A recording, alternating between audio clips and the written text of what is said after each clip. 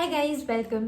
सो इस वीडियो को स्टार्ट करने से पहले I really want to make this very clear कि this video is not for everybody. ये सिर्फ उन्हीं लोगों के लिए है हु अंडरस्टैंड्स और एटलीस्ट ट्राई टू अंडरस्टैंड और बिलीव कि we are not this body and we are this soul and we are constantly emitting energy. So a basic understanding of soul and energy and consciousness, अगर आपको वो चीज़ जानने में interest है या आपको वो चीज़ समझ आती है, if not physical level but intellectual level भी, then you can continue to watch this video, otherwise you can skip the video.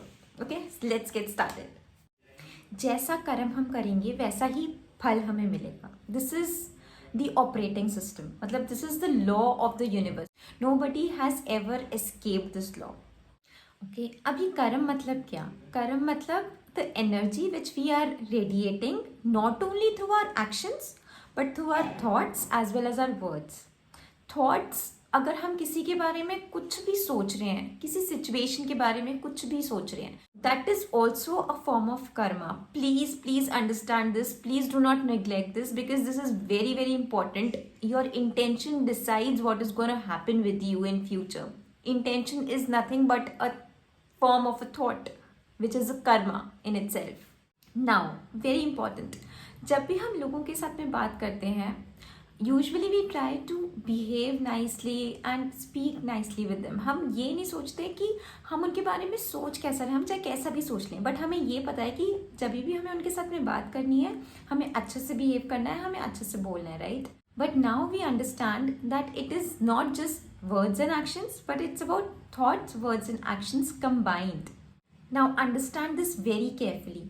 Suppose आपने मेरे लिए एक थॉट क्रिएट किया, ओके? तो आपने एक तीर छोड़ा और वो मुझे आके मिला, मतलब आपने कर्म किया और मुझे मिला, तो मेरा भाग्य था। जिसने तीर छोड़ा, जिसने थॉट क्रिएट किया, वो उसका कर्म था।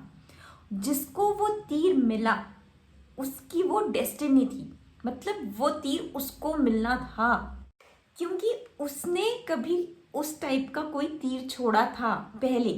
कर्मा मीन्स एनर्जी जो मुझसे निकल के बाहर जा रही है, एंड व्हाट इज भाग्य? भाग्य मीन्स एनर्जी जो कहीं और से निकल के मेरे पास आ रही है। And now this is so interesting. तो हम सारे दिन में जितने भी तीर छोड़ रहे हैं वो हमारा कर्म है, ठीक है? और जितने भी तीर हमारे पास आ रहे हैं वो हमारा भाग्य है, दैट इज आवर डेस्टिनी। तो इस चीज़ से ये इतना ज़्यादा क्लियर होता है कि हम जो भी सोच रहे हैं वो हमारे पास वापस आने वाला है, तो फिर हमें गलत सोचना ही नहीं है, राइट?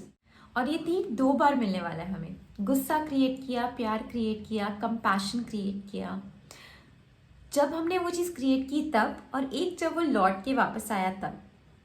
सो अब ये लॉ पता होने के बाद दिस बिकम सो क्लियर कि whatever is happening to us, why it is happening to us. तो कभी ऐसा होता है कि आज सुबह से सर भारी लग रहा है, सर में दर्द हो रहा है, क्यों हो रहा है? मैंने तो कुछ भी नहीं किया पूरे दिन में, why is it happening with me? Heavy energy भेजी थी आपने, ऐसे कुछ नहीं होता। आपने हेवी एनर्जी भेजी थी which is what is coming back to you, simple. So I understand the law. From tomorrow morning I take care of it. Tomorrow is gonna be a different day for me. So basically it's all about awareness. अब इसका मतलब ये नहीं है कि हमसे गलतियां नहीं होंगी, गलतियां होंगी, पर गलतियों का हमें रीजन पता होगा तो इट बिकम्स वेरी कंफर्टिंग कि हाँ, अभी what ever I am doing, I know कि मेरी मिस्टेक्स हैं, but still because I understand the law I become a bit comfortable for it. So practical life में अगर हम ये एग्जाम्पल्स देखें तो हमें बहुत बार ऐसा देखने को मिलता है कि बहुत सारे घरों में लड़ाइयाँ हो रही हैं 2 लोगों के बीच में, या रिलेशनशिप्स में लड़ाइयाँ हो रही हैं between 2 people, and it's super critical, मतलब सॉल्व ही नहीं हो रही। People are trying to resolve it but वो सॉल्व हो ही नहीं रही है, इतना ज़्यादा इम्पैक्ट है उसका। भाई बहनों के बीच में लड़ाई हो रही है या स्पाउसेस के बीच में लड़ाई हो रही है, and it's just not getting resolved.